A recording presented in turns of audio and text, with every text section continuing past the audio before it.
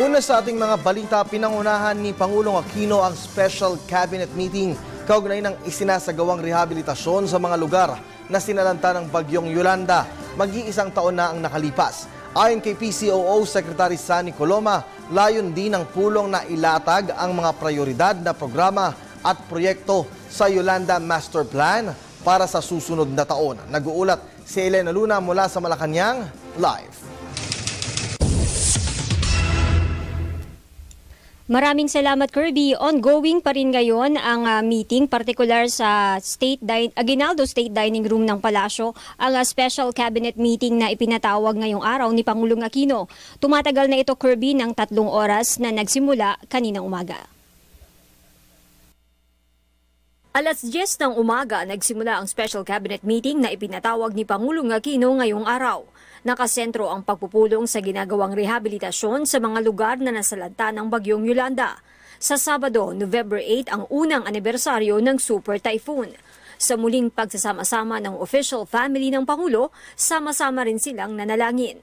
Dear Lord, today we pray for your enlightenment, grace, and strength. Gamit ang dasal ni St. Ignatius of Loyola, nanalangin silang turuang magsilbi ng hindi naghihintay ng kapalit, ang maging mapagkawang gawa at magsikap ng naaayon sa kagustuhan ng Diyos.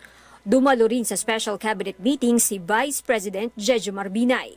Ayon kay PCOO Secretary Sunny Coloma, ipinatawag ng Pangulo ang meeting para makakuha ng update sa ipinapatupad na Yolanda Comprehensive Rehabilitation and Recovery Plan mula kay Secretary Panfilo Lacson at sa mga namumuno ng mga clusters nito.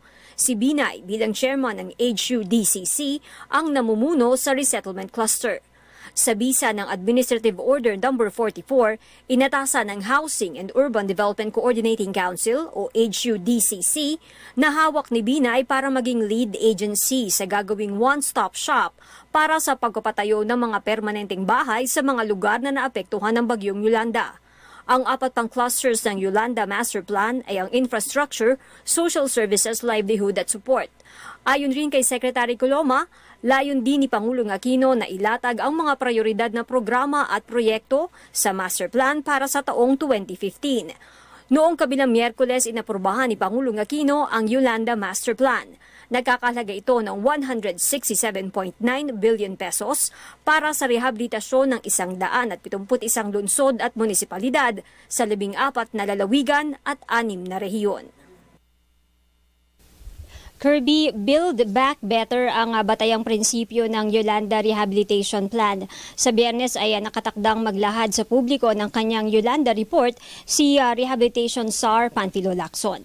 At yan ang ating balita mula dito sa Malacanang. Sa tulong ng RTVM, ako si Elena Luna para sa Telebisyon ng Bayan. Maraming salamat sa iyo, Elena.